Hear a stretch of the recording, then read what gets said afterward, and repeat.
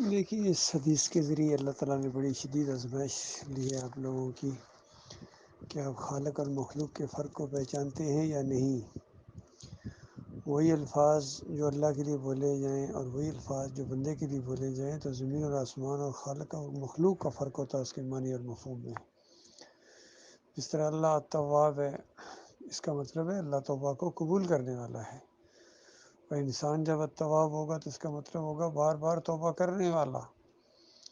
اگر معنی الٹ کر دیں گے، التواب اللہ کے لیے توبہ کرنے والا کہہ دیں گے تو کفر ہو جائے گا، انسان کے لیے التواب توبہ قبول کرنے والا کہیں گے تو کفر ہو جائے گا۔ اسی طرح اللہ شاکر ہے، یعنی اللہ تعالیٰ قدردان ہے، وہ کسی اور کا شکریہ نہیں ادا کرتا ہے۔ انسان شاکر ہے تو یہ شکریہ ادا کرتا ہے، اپنے مالک اور خالق کا شکر گزار ہے۔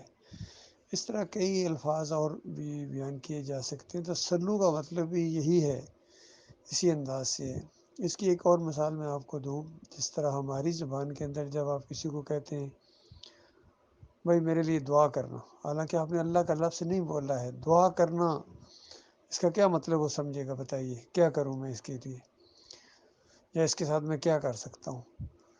تو اس کا دعا کرنا یہی ہوتا ہے کہ وہ اللہ سے کہتا ہے کہ اے اللہ میرے بھائی پر رحم کر، اس نے مجھے دعا کے لیے کہا ہے، اے میرے مالک اس کے اوپر رحم کر، اس کی مشکل کو آسان کر دے، تو وہ آپ کے لیے دعائیں کر رہا ہے۔ تو آپ نے صرف اتنی بات کہی تھی میرے لیے دعا کرنا، اللہ کا لفظ آپ نے بولا ہی نہیں، آپ نے یہ نہیں کہا تھا کہ اللہ سے میرے لیے دعا کرنا۔ تو دعا کرنے کا مطلب یہ ہے کہ اللہ سے دعا کی جاتی ہے، کسی اور سے نہیں کی جاتی ہے۔ اسی طرح وہ صلو علیہ کے الفاظ جو آئے ہیں، فرشتے ان اللہ و ملائکۃ یصلون علی النبی، ملائکہ اور انسان جو ہیں، اللہ اور ملائکہ نبی کے لیے اب دعا کرتے ہیں۔ الفاظ تو اس طریقے سے ہیں، اب فرشتے دعا کرتے ہیں، بات سمجھ میں آ جاتی ہے، لیکن اللہ کس طرح دعا کرتا ہے؟ اللہ اس دعا کو قبول کرتا ہے۔ اگر اللہ آپ نے یہ ذہن بنایا کہ اللہ کسی اور سے دعا کرتا ہے تو یہ پھر کفر ہے۔ اللہ اس دعا کو قبول کرتا ہے۔ اسی لیے اللہ تعالیٰ نے ہمیں بتایا کہ فرشتے کر رہے ہیں، نبی کے لیے دعائیں کر رہے ہیں، مومنو تم بھی دعا کرو، اور فرشتوں کی دعائیں بھی اللہ قبول کر رہا ہے، تمہاری دعائیں بھی اللہ قبول کرے گا۔ اور یہ حدیث کی سب سے بڑی حدیث جو ہے، توحید کی سب سے بڑی یہ حدیث ہے، تاکہ جب آپ نبی علیہ السلام کے لیے دعا کریں گے، اللہم صلی علی محمد کہیں گے، تو آپ کو اگر ذرا بھی شعور ہے، ذرا بھی آپ کی عقل کام کر رہی ہے، فوراً آپ کو محسوس ہوگا کہ ہم اپنے نبی کے لیے اللہ سے دعائیں کرتے ہیں۔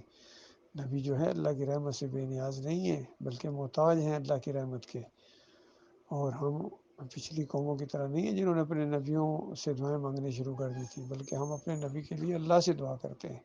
تو اس طرح یہ مسلسل شرک کا رد تھا اس حدیث کے اندر، اور توحید کی دعوت تھی، لیکن انسانوں کی بدبختی ہے، انہوں نے اس کو الٹا کر دیا، چونکہ ان کے دماغ میں شرکانہ ہیں، ان کو ہر چیز الٹی نظر آتی ہے، ان کو مردے داتا دستگیر نظر آتے ہیں، ان کو بندے مشکل کشا اور حاجت روا نظر آتے ہیں، یہ بندوں کے رکوع اور سجدے ثابت کرنے میں لگے ہوئے ہیں، ان کو ہر چیز الٹی نظر آتی ہے، کیونکہ جب شرک انسان کے اندر آ جائے پھر اس کا دماغ کام نہیں کرتا ہے۔